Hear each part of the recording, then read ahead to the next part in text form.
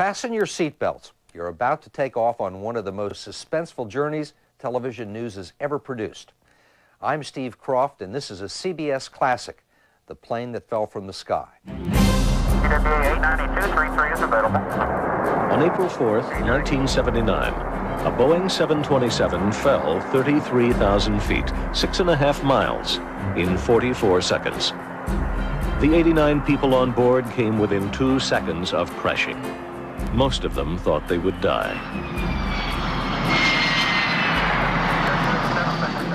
For those of the 89 who still fly, every landing they now make is a miracle. Tonight, we're going to find out what happened during one of the most extraordinary flights in the history of commercial aviation. In a moment, we'll take you back to April 4th, 1979, and put you inside the plane that fell from the sky.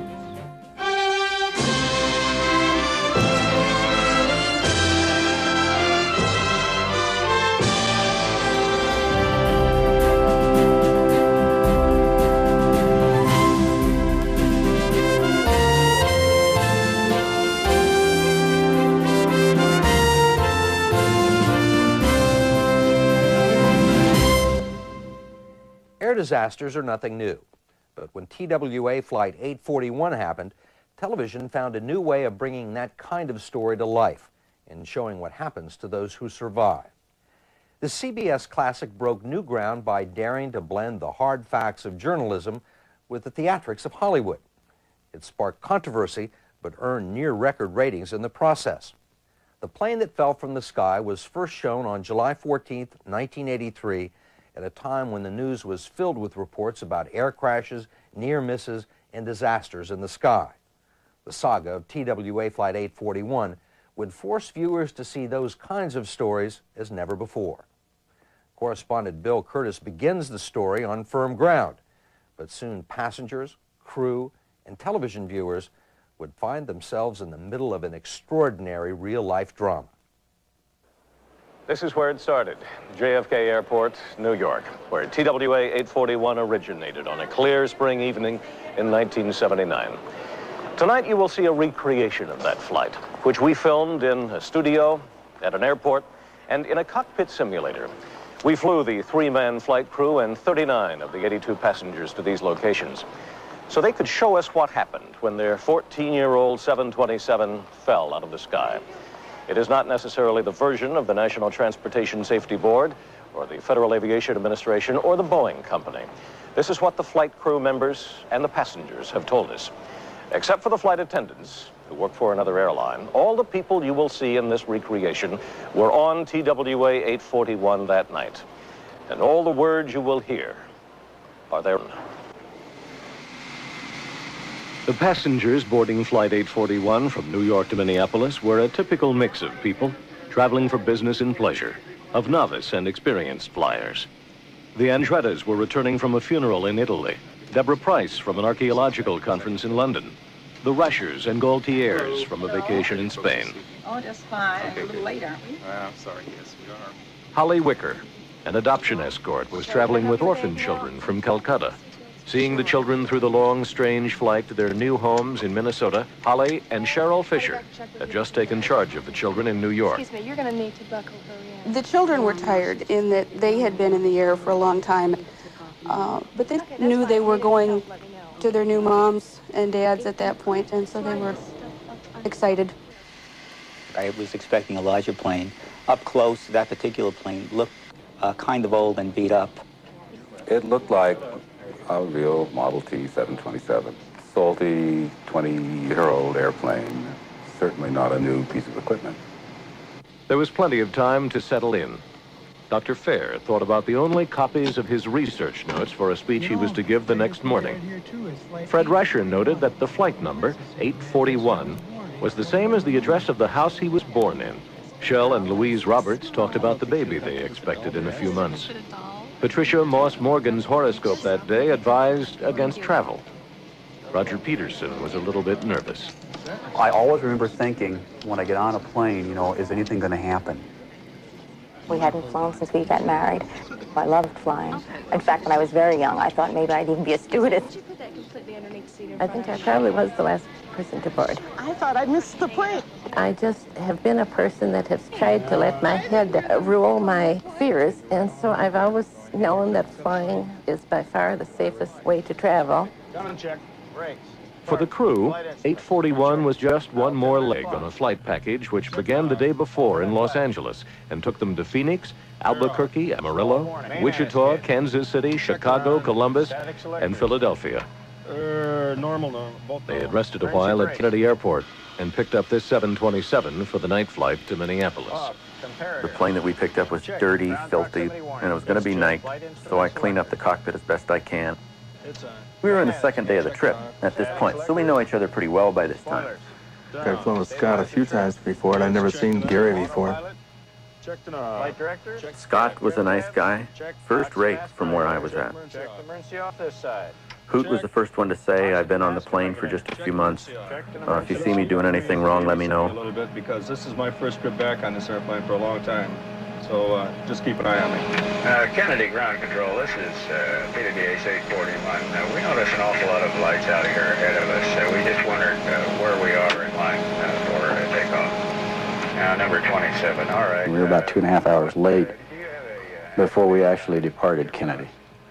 Our conversations had a lot to do with, Lord, here we are, and it's a long time before we can get off. We're moving up very slowly, all kinds of little beacon lights out there. If we could have your attention in the forward and mid-cabin, we'd like to acquaint you with some of the safety features of the Boeing 727. Your seat's equipped with a metal-to-metal seatbelt. When the flight attendants gave their demonstration, I didn't pay close attention at all because I'd been through it once already that day and a couple times earlier that week. We thank you for your attention and hope you have a pleasant flight. I thought it would be interesting to write to my son about the takeoff. We look out and all we can see are little blue lights in the middle of complete blackness.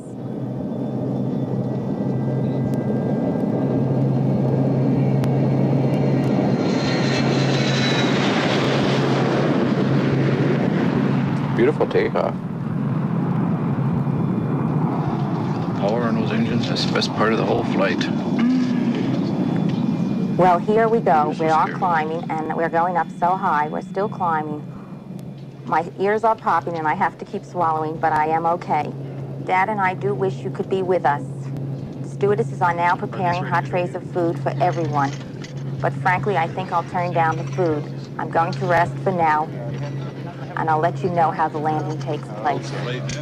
The older children were pretty hungry by then, and we were sort of waiting to see which American foods they were going to accept and which they were going to reject. A little bit.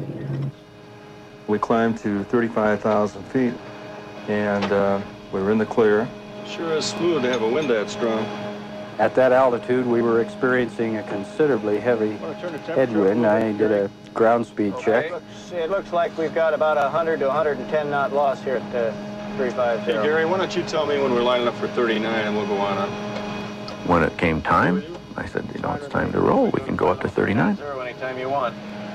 Roger. Third, TWA 841 is cleared to flight level 390. Ladies and gentlemen, this is the captain. We've been cruising at 35,000 feet and experiencing headwinds of about... He did tell us he was going up to 39,000 feet. And I got up and left my seat and went to the bathrooms. We'll be climbing up there shortly. Thank you. My husband, being a smoker, decided that he was going to go back of the plane and smoke. I proceeded to spread my cosmetics on the counter and then started combing my hair. I sat in the back of the plane, lit a cigarette. I think, how smooth this flight is. It's like sitting in my living room. It was a very clear night outside, pretty close to a full moon. Scott was doing a ground speed check, and Gary was just making final adjustments on the power. The first thing I noticed was very slight vibration. You can feel it in the balls of your feet, you know, just a high-frequency vibration in the airplane. All of a sudden, there was sort of a shudder where the whole plane shook. What is that? Mom, what's happening? I don't know. The check is down, Mom! Don't worry, I'm going to die. I'm going to... The nose went down, I couldn't control the roll rate. Get him up! I look towards Get him up! Get him up! Get him up! He's hollering, get him up, only no one's responding yet. And he was telling me to pull the spoiler handle. He let go of the wheel with his hand and reached over and pulled him up himself. That doesn't even slow the plane down. That doesn't even start to slow the plane down. The airplane was flying itself. It was doing its own thing. And then we just tailed off into this thing and just went into a big spiral. It felt just as if a giant hand were propelling us at an extreme rate of acceleration.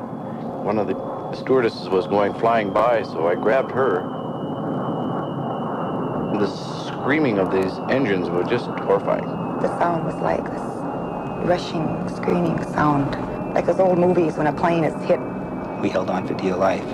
Everything did go into slow motion. Pushed back into the seat, deeper and deeper and deeper into the seat. You thought that you were going to run out of cushion. My attention at that point was totally focused on a 5-pound baby on my lap who was turning blue. All I could think was that I had to give her mouth to mouth. And I just figured that if anybody had a chance, it would be in the back. There'd be nothing left of us in the front. All I knew is I have to get out of there, as though getting out of the bathroom was going to make everything okay. I found myself yelling at the top of my voice, instructions to the pilot. I was able to move my hand up and touch my face, and it felt like stone. Maybe this is the way you feel when you're dead. I felt like something was coming down on top of me, like the old horror movies. This big cement block is coming down on the heroine and is going to crush her to death. Our plane is descending at a rate of 76,000 feet a minute. Scott was on the control wheel with me. Tried going forward, backward, reversing the controls, ran the spoiler handle up and down at least a couple of times. Nothing was effective at all. It'd be like sitting in your car on a grease rack or something, or nothing's hooked up. I just knew that what we were doing wasn't regaining control of the aircraft. And I literally say to myself, my God, it's all over. I wonder what it's going to feel like to hit. I think we just accepted the fact that everybody was going to die. So I asked the Lord if he wouldn't save all the passengers in the plane, perform one miracle. All human beings have an end. This is mine, and I found myself ready for it. I won't feel any pain. It'll just be lights going out. I knew I was going to die alone. I said, I love you, Lord. Please make it fast. I shut my eyes and expected to hit the ground. The first thing that came into mind was the landing gear. I held my hand out, and the captain saw it, and he said, yeah, gear down. And I put the gear down. Suddenly, the plane is reacting. And the G-forces on the plane are increasing so fast. Oh God, no, I'm going black in the middle of an emergency. Come on, baby, pull it out. Come on, baby, pull it out. Pull this sucker out.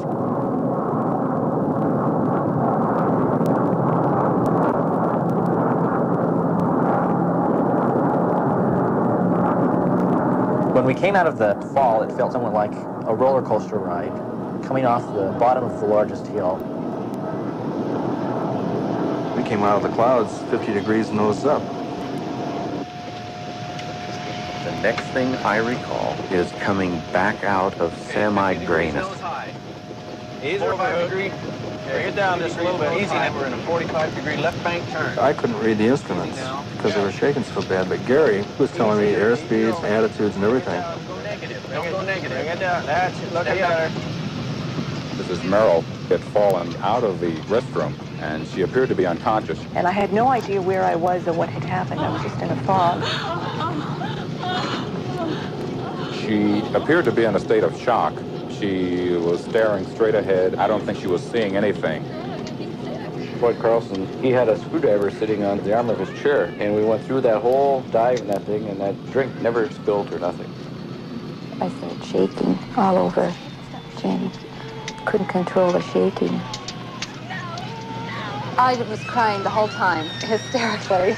I turned to the woman and said, We may have to do something, and I'd like to be able to hear what it is. she shut up like a faucet. Ladies and gentlemen, I'm sure it's been very apparent to everybody that we've had a slight problem. We're going to be pretty busy up here for the next few minutes, and we'll get back to you as quickly as we can. Almost immediately was when Gary said, well, we've lost the System A hydraulics. Down, pressure's down. Okay, I'm going to fly the airplane. Captain Gibson said to us, okay, I'll fly the airplane and you guys deal with the emergencies. The air traffic controller had already said something, and so I told him to stand by. We'd be with him in a minute. We had a problem. I can't hear you. I can't hear you. You're going to have to... Scott and I are screaming If System A, turn the both emergency procedures. depressurize The and fluid check is quantity. zero. The fluid is zero. It's all the way down. System A, both pumps are going to depressurize. I came back and sat next to her. I said to him, Art, where in the world have you been? If we go down, we should go down together. Go back there to have a smoke. I bet if you asked any person in that plane if they had a parachute, would they have jumped? Everybody would have said yes. We talked about where we were going to go to land the airplane. You guys take care of the checklist. We finally decided we were going to go to Detroit because that was a TWA facility. Detroit sounds fine to me. He was having a great deal of difficulty keeping it level. And I reached over, and the three of us held hands, and we said the Our Father. I will be done on earth as it is in heaven. Give us this day our daily bread, and forgive us our trespasses. I have a feeling that there's an awful lot of prayers in that plane. And deliver us from evil. There were a lot of people who were very silent, who were living through this very much by themselves. Everybody seemed to be making their own peace with God. Crank nose gear down. We had 3 red lights, which means the gear is unsafe. It's not locked. Boy, do I feel it. But when we crank the nose gear down, all the buffeting goes away. 5 turn. Green light. Green light. Okay, All Gary, right. get one I of the told flight Gary attendants up here to brief the flight attendants. and prepare him for the worst. All of a sudden, we heard a bell ring, and then all the attendants rushed into the galley and pulled the curtains. Okay, listen, we got to get the cabin ready for emergency landing. And I was trying to listen to hear what they were saying to the galley, and I couldn't hear, but... Got 8 minutes to do it, you understand? Okay, let's go. Let's get They came out, and they were very businesslike, very stern-faced. And it will be with me for the rest of my life. The very first 2 words he said were, upon impact. The stewardess came along and she walked on the armrest and she threw everything down. The coats they threw down, you would use that as cushioning, plus the pillows and the blanket. Take your shoes off, put them in the seat back pockets in front of you. They're a lot better off than we are. They have something to do. And we had nothing to do but to sit there and do what we were told. Check the security of your seat belts. I was looking around at the other passengers. I saw a couple hugging each other and crying. We requested to fly down the runway at 75 to 100 feet in the air. We wanted somebody out there to look at the airplane to let us know what the bottom side looked like. The tower operator put a beam on us, and they were able to determine that the gear was down. Okay, TWA 41, runway 3 left, cleared to land. One could see it looked like the 2nd Armored Division had arrived. And I could see the ambulances and the fire trucks out there waiting, and I knew what they were waiting for. Hey. There wasn't a whole lot of control left. Go in and crash in. And we've decided that the first approach is the last approach. Coming through 200 feet. Emergency position now! 3 of us were all praying together, and we were holding hands. You know, I guess there were a lot of prayers sent skyward at that point in many ways and in many tongues. I knew that we were going to crash and I was going to see something, bright light or keeping her or something. The runway looks farther away than it's ever looked in its life. Everybody's just about holding their breath. We're approaching the runway. 40 feet, 30 feet, 20 feet. Who's flying it all right? So we shot the approach right at about 200 knots. We seemed to touch on one gear. And then that first wheel hit the ground. And I thought, thank God. He's even able to hold it on one gear. All 3 are reversing. And the nose gear touches, and it's all right. And we're going down the runway, and we have no brakes. And I remember Poot just saying, stop, you son of a bitch, stop. Stop.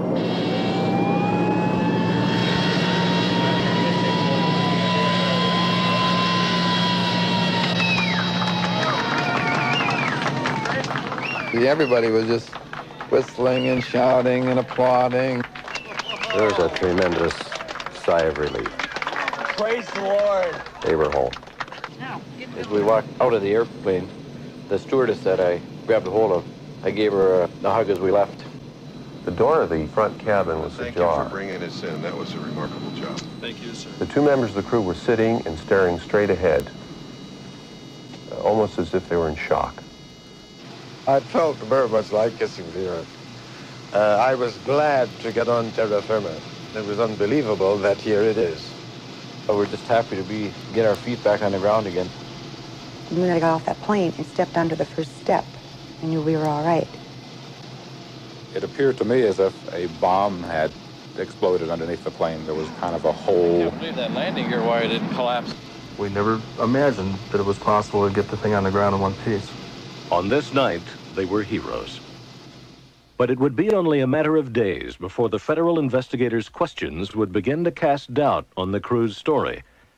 In a moment, we'll return with a look at that investigation.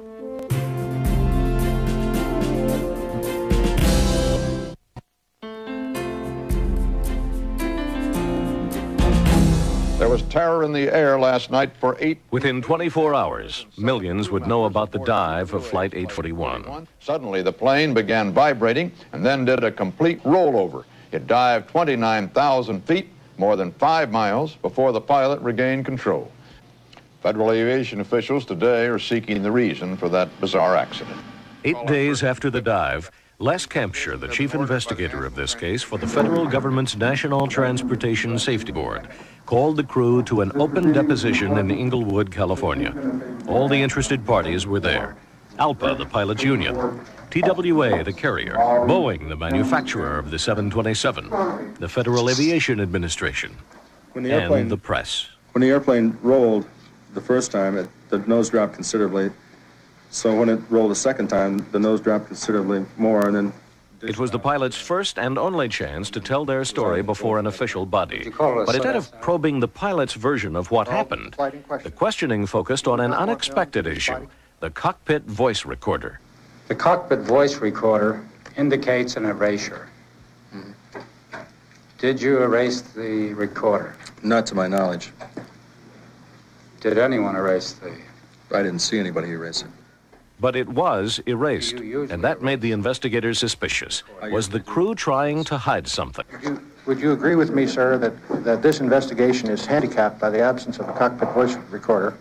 Nobody wishes more than I do that we had this thing, because what it would have done, it would have made the two crew members that worked with me, it would have made them look really good because they did a real professional job, and I wish that we had this information also. Well, sir, would you at least agree with me that whatever information was on that cockpit voice recorder, this investigative body, will never know?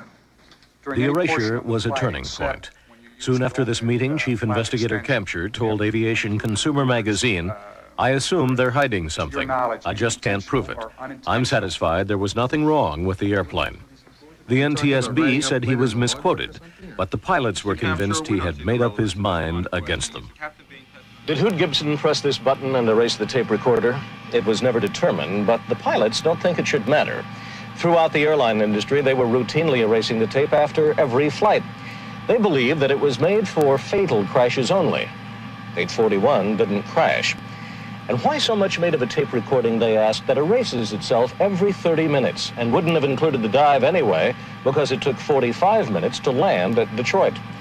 Still, the investigators couldn't help wondering, was there something incriminating on tape? An assumption that infuriates co-pilot Scott Kennedy. You find out, we certainly didn't have time to sit here and work up some kind of a lie. We just had our hands full of a very sick airplane at night. Investigators inspected that sick plane in Detroit the day after. The underside was torn. The landing gear was hanging loose. But the most obvious damage was a gaping hole in the right wing. The leading edge slat, number 7, was missing, and the inside part that makes it extend and retract, called the actuator, was gone. The National Transportation Safety Board asked Boeing, the plane's manufacturer, to conduct tests. Once again, the pilots take exception. To them, Boeing is not exactly a disinterested party. To have Boeing conduct your investigation for you as to what went wrong with the airplanes, like putting Dracula in charge of the blood bank. Is it a common practice to have the plane's manufacturer do the tests on the plane as happened in 841? Yes, it is, and with most of the time. Now, and the reason for that is the depth of technical knowledge of... Boeing declined an interview, so we asked C.O. Miller, former director of the National Transportation Safety Board's Bureau of Aviation Safety, about the policy of having a manufacturer to its own plane. Wouldn't one expect them to protect the airplane? Again, to some degree, I'm sure. What did Boeing find? They found evidence of misalignment and metal fatigue here in the number 7 slat.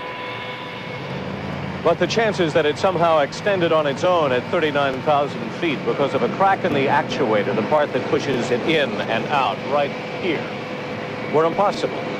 They wrote the NTSB that Boeing has no record of any such fracture occurring in the 16-year, 36 million flight-hour service history of the 727-8. Are you satisfied with the Boeing contention that it's impossible for the actuator to have extended independently because it had never happened before? Absolutely not. That is the most violent affront on logic of safety engineering I've ever seen. But let's get back to basic physics. You've got something out there which is doing a job, it's got loads on it and everything. You come out after the accident, you find it broken. And to coldly, and I use that word advisedly, coldly suggest that this can't happen. I would take issue with that. I don't care who says it.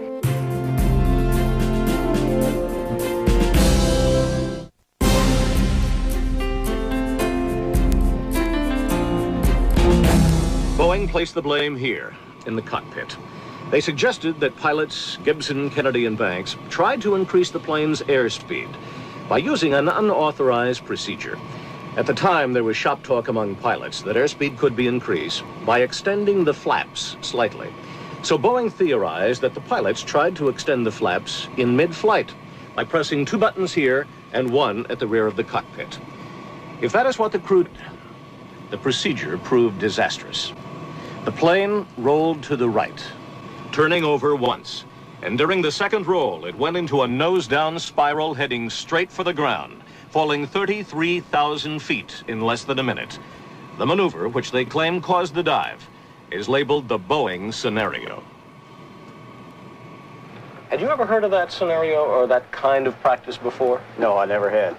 In fact, the first time I heard of that was about 3 weeks after the incident when the National Transportation Safety Board began to leak that information out to aviation publications, and I didn't even know what they were talking about. Nobody's going to go up there, and not with 80-some passengers. They're not going to go up there and screw around. What would you have done if Hoot had done the maneuver, the scenario? I would have probably turned him in at the earliest opportunity as fast as I could. Have no problem with that one. The Boeing scenario was a theory only, and both TWA and the pilots union demanded it be withdrawn from the report because it went beyond what Boeing was instructed to do, conduct physical tests. Boeing complied and took it out of the report in November of 1979. But the NTSB investigators would not forget it. A year and a half later, when they met here to issue their final report, the Boeing scenario was adopted. The crew's manipulation of the controls, it said, was the probable cause. Now, it was official. It was the crew's fault. We wanted to ask the NTSB and Boeing what evidence supported their conclusion.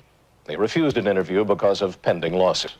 However, But safety investigator Jim McIntyre, speaking for the Airline Pilots Association, thinks the report went beyond what the NTSB could prove. This conclusion is not based on any evidence. It was reached through a theoretical elimination of any possible mechanic failure.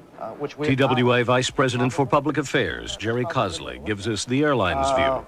But we don't think that Boeing's position in the thing should automatically turn the cannon on the cockpit crew. They have testified under oath. There is no evidence that they did what the NTSB in effect accuses them of doing, and I think both Boeing and TWA will continue to monitor the 727 fleet closely, as do other operators, to see if anything develops downstream that will shed some light on this. But they do more than monitor their aircraft. Even though the NTSB report cleared the plane of mechanical failure, TWA and the other airlines changed their maintenance procedures to inspect for actuator cracks more often. And the government's own agency, the FAA, recommended more frequent inspections of actuators for all carriers. And what about the actuator that was on the original plane? Most of it was never found, but a portion was sent to Boeing for testing. It's now missing, discarded or destroyed by Boeing after tests. And what about the pilots? Even before the official NTSB report blamed them for the dive, the story spread throughout the airline industry that they had been fooling around, experimenting in the cockpit. They feel it destroyed their reputations. They have become bitter at the thought that TWA and their union hadn't been stronger in their support. And in their isolation, they developed their own theories about why the blame has been pinned on them. I don't know that I was framed, but I think that the crew was used as a scapegoat. If you're conducting an investigation on your own aircraft and there's a chance of it being grounded,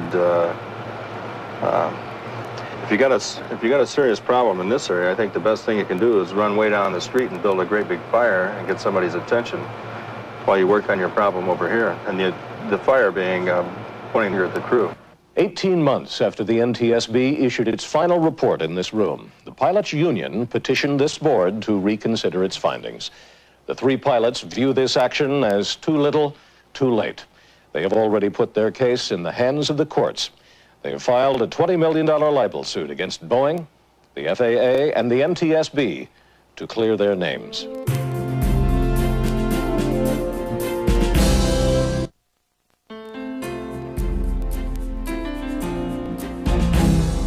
I've really tried to forget about it. I'm so glad that I'm alive, and I feel very thankful to be here. Before filming our recreation of 841's dive, we gathered the passengers together. It was the first time they could talk to each other about how the accident affected them. I've become a fanatic. I've read all kinds of things about airline safety. I get in a plane now and I do everything that you're supposed to do. I read the cards, I find out where the exits are. But you can't get in a plane. Only with Valium. But I think it's hard when you're alone. Like today I was noticing people who were alone on the plane, and I'm thinking, God forbid if something were to happen like this again. How do you cope when you're all yourself? I saw a psychiatrist for about 6 months, and he did a lot of good.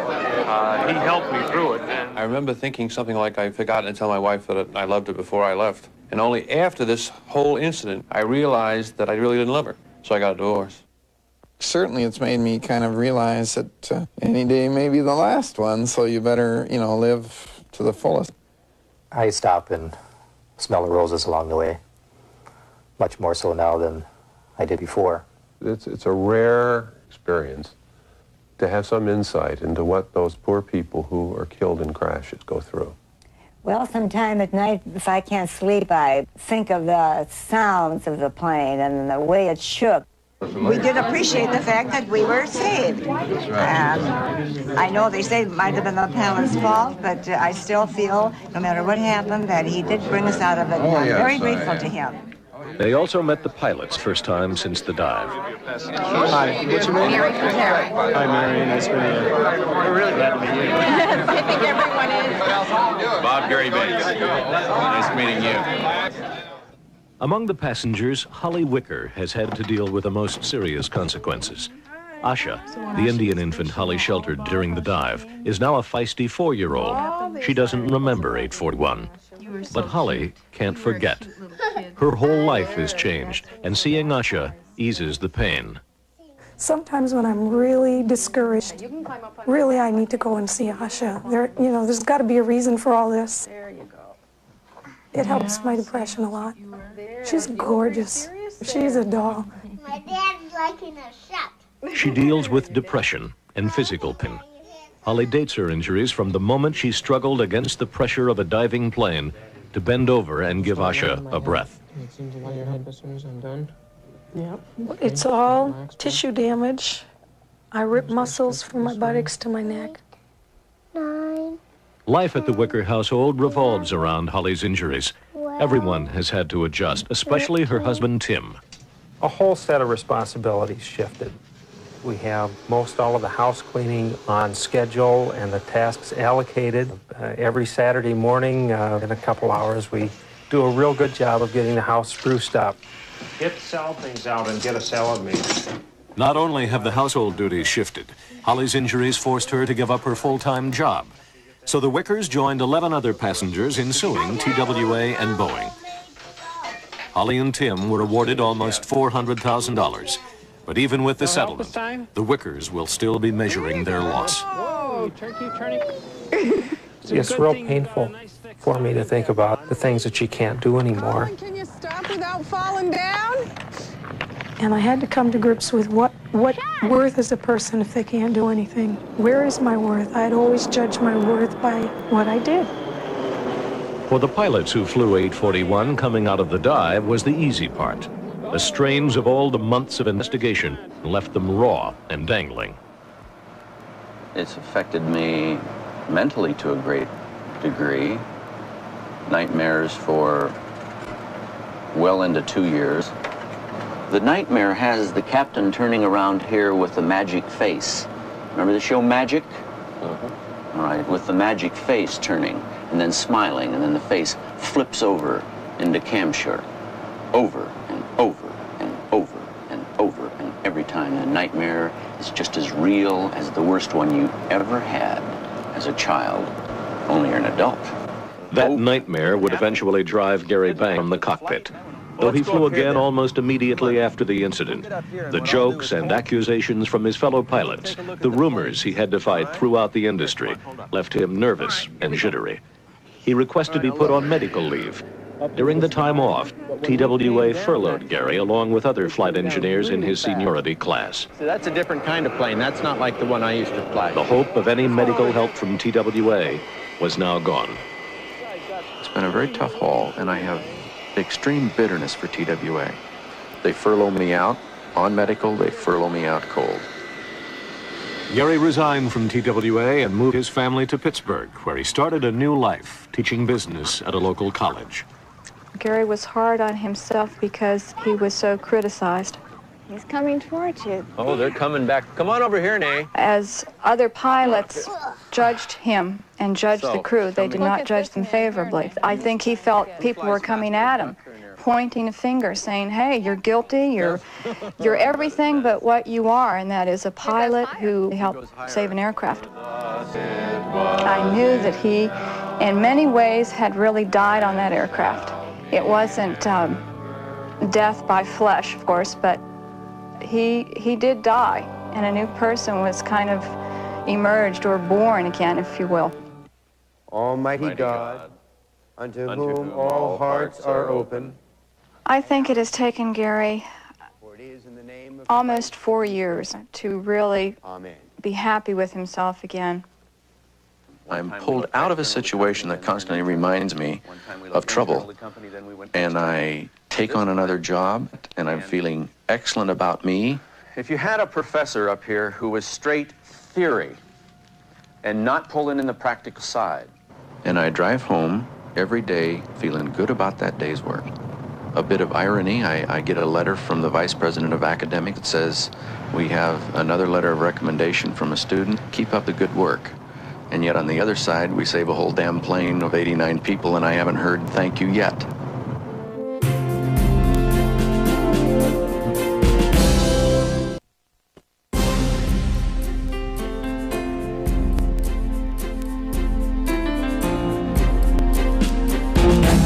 Scott Kennedy still flies as a co-pilot for TWA.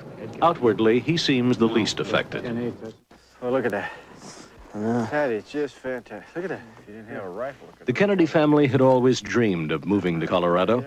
The town of Durango, nestled in the mountains, was a place that offered peace. After the 841 incident, they decided to make the move sooner. I and my wife and my family had determined that this area represented more what we wanted out of life. We could enjoy the outdoors, we could enjoy God's beauty of nature.